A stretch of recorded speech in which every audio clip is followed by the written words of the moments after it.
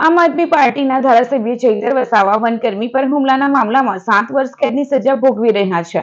ત્યારે ભરૂચની ઝઘડિયા જીઆઈડીસી પોલીસે મારામારીના ગુનામાં પોલીસ સ્ટેશનમાં હાજર રહેવા નોટિસ પાઠવી છે। આમ આદમી પાર્ટીના ધારાસભ્ય ચૈતર વસાવાની મુશ્કેલીઓમાં સતત વધારો થઈ રહ્યો છે। ઝઘડિયા જીઆઈડીસી પોલીસે ચૈતર વસાવા સહિત આપના 4 નેતાઓને નોટિસ ફટકારી છે અને 29 જૂન 2024ના રોજ પોલીસ સ્ટેશનમાં હાજર રહેવા તાકીદ કરી છે। એપ્રિલ 2024માં ઝઘડિયા જીઆઈડીસી સ્થિત પેટ્રોપોલિટન એક્ઝિકેમ પ્રાઇવેટ લિમિટેડ કંપનીમાં આગ લાગવાની ઘટના બાદ પોલીસ અને એક વ્યક્તિ સાથે થયેલી તકરારના મામલે ગુનો નોંધવામાં આવ્યો હતો। આ કેસની તપાસના ભાગરૂપે પોલીસે ચૈતર વસાવા સહિત 4 લોકોને હાજર રહેવા નોટિસ આપી છે। બીજી તરફ પોલીસ કર્મીઓ અંગે આપેલા નિવેદનના મામલે પણ ચૈતર વસાવાની મુશ્કેલીઓ વધી છે।